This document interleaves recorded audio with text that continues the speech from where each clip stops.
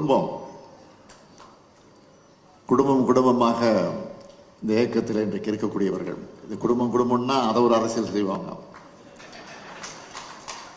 இப்படி குடும்பம் குடும்பம் இருக்கணுமான்னு குடும்பம் இருக்கிறவங்களுக்கு தான் குடும்பத்தை பற்றி கவலைப்படும்.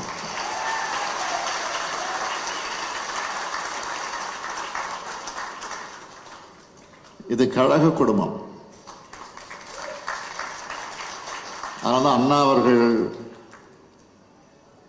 கழகத்தில் இருக்கக்கூடிய தோழர்கள் அழைக்கிற போது தம்பி என்று அழைத்தார். அதைத் தொடர்ந்து நம்முடைய தலைவர் கலைஞர் அவர்கள் நம்முடைய தோழர்களை பார்த்து உடன்பிறப்பு என்று அழைத்தார். அதில் தம்பியும் உண்டு, தங்கையும் உண்டு, அண்ணன் உண்டு, அண்ணி உண்டு, அக்கா உண்டு, மச்சா உண்டு, மாமா உண்டு, மாமி உண்டு. உடன்பிறப்பு என்று அழைத்தார் தலைவர்கள். ஆக கோடிக்கணக்கான குடும்பங்களுக்கு இருக்கக்கூடிய ஒரு கலங்கரை விளக்கு தான் திராவிட முன்னேற்ற கழகம் என்பது மறந்துவிடாது. இங்க சொன்னாங்க,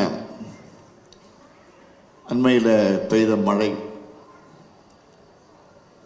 கிட்டத்தட்ட 47 வருஷமாக பார்க்க முடியாத, வரலாற்றை பார்க்க முடியாத அளவிற்கு பெய்த மழை. அந்த மழை வருவதற்கு ஒரு 4 நாட்களுக்கு முன்பு எச்சரிக்கை செய்தார்கள். ஆனால் எச்சரிக்கை செய்தவர்கள் கூட இவ்வளவு பெரிய மழை வரும் என்று எச்சரிக்கை செய்யல.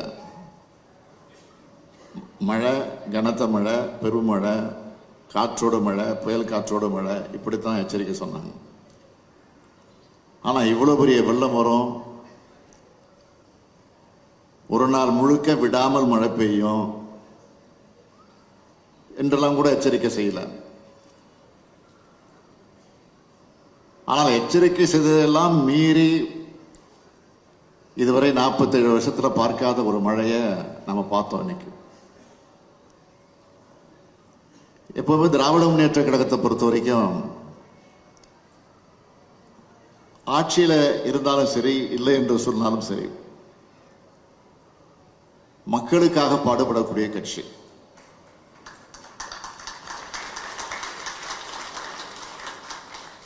நாம் பல முறை ஆட்சியில் இருந்திருக்கிறோம், பல முறை ஆட்சி இல்லாமல் இருந்திருக்கிறோம். ஆட்சியில் இருந்த போதும் இப்படிப்பட்ட பேரிடர்களை சந்தித்திருக்கிறோம், ஆட்சி இல்லாத நேரத்திலும் சந்திச்சிருக்கோம். ஆட்சியில் இருக்கிற நேரத்திலாவது நமக்கு இருக்கக்கூடிய அந்த அதிகாரம், அந்த வசதிகள், அந்த மீட்பு செயல ஈடுபடக்கூடிய அந்த கருவிகள், அவைகளெல்லாம் நமக்கு சுலபமாக கிடைச்சிடும். அதை வச்சு நம்ம பயன்படுத்தி அந்த பணிகளை நிறைவேற்ற முடியும்.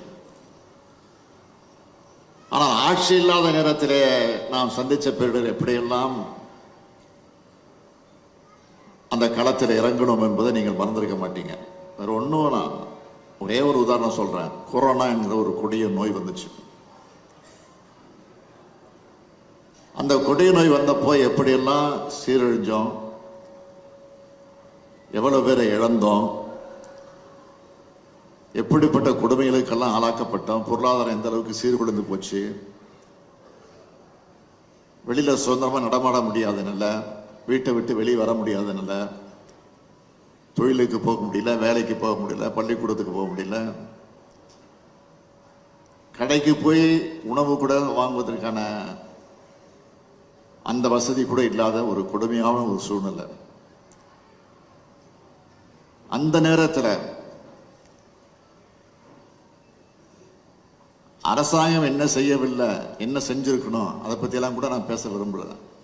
அது தேவையில்லை. இப்போ திராவிட முன்னேற்ற கழகம் எதிர்கட்சியாக இருந்தப்போ ஒன்றிணைவோம் வா அப்படின்னு ஒரு தலைப்பில்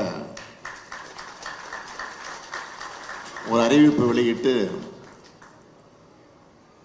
அந்த ஒன்றிணைவோம் வா என்ற திட்டத்தின் மூலமாக தமிழ்நாடு முழுவதும் இருக்கக்கூடிய மக்களுக்கு, பாதிக்கப்பட்டிருக்கக்கூடிய மக்களுக்கு, கொரோனா நோயினால் பாதிக்கப்பட்டிருக்கக்கூடிய மக்களுக்கு, வாழ்வாதாரத்தை இழந்து தவித்துக் கொண்டிருக்கக்கூடிய இந்த மக்களுக்கு அவளுக்கு உண்ண உணவு, இருக்க இடம், உடுத்த உடை, மருத்துவ வசதி தேடி தேடி போய் அவர்களை தொடர்பு கொண்டு நாம முன்கூட்டியே போய் தேடி தேடி போய் அவர்களுக்கு வேண்டிய வசதிகள் தான் செஞ்ச கட்சி தான் இன்றைக்கு கம்பீரமாக சொல்ல முடியும் நம்முடைய திராவிட முன்னேற்ற கழகத்தினுடைய இயக்கம்.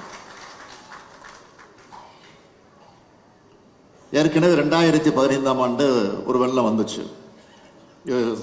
குறிப்பிட்டு பேசினாங்க. அதனால அதிகம் நான் பேச விரும்பல.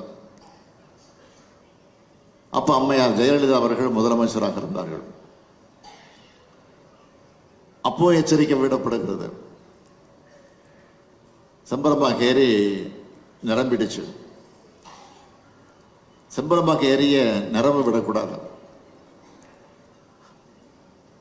அப்படி ஒரு சூழ்நிலை வருகிறது. கொஞ்சம் கொஞ்சமாக தண்ணியை திறந்து அதை வெளியேற்றினால்தான் ஆபத்தை தடுக்க முடியும், வெள்ளத்தை தடுக்க முடியும். அதை திறந்து விடுவதற்கு அனுமதி வாங்கணும். யார் இடத்துல? அரசு இடத்துல. அரசு நடத்தக்கூடிய முதலமைச்சர் யாரு? அன்றைக்கு அம்மையார் ஜெயலலிதா அவர்கள். அவரிடத்துல போய் அனுமதி கேட்பதற்கு கூட அதிகாரிகள் பயந்தாங்க. அப்படி ஒரு கொடுமையான நிலை அன்னைக்கு இருந்துச்சு. அதிகாரிகள் போய் முதலமைச்சர் பிடித்து அனுமதி கேட்டு திறந்து கொஞ்சம் கொஞ்சமா திறந்து விட்டு இருந்தாங்கன்னா அந்த ஆபத்து நிச்சயமா வந்திருக்காது. பல பேரை இழந்து, பல நூற்றுக்கணக்கானவர்கள் அன்றைக்கு நம்ம இழந்தோம். இன்னும் சிலது கணக்கே இல்லை. அப்படிப்பட்ட ஒரு நிலைமை ஏற்பட்டுச்சு. ஆனால் அதைவிட மோசமான நிலையில வரலாறே பார்க்கக்கூடிய அளவுக்கு மழை பெய்ஞ்ச இந்த சூழ்நிலையில செம்பரம்பாக்கம் ஏரிய நிரம்ப விட முடியாமல் கொஞ்சம் கொஞ்சமாக திறந்து விட்டு சென்னை சந்திக்க வேண்டிய ஒரு பெரும் வெள்ளத்திலிருந்து மீட்ட அரசுதான் நம்முடைய திராவிட மாடல் அரசு என்று பங்கிருக்கிறார். உடனுக்குடன் செய்திகளை தெரிந்து கொள்ள சன் நியூஸ் பெல் ஐகானை கிளிக் பண்ணுங்க.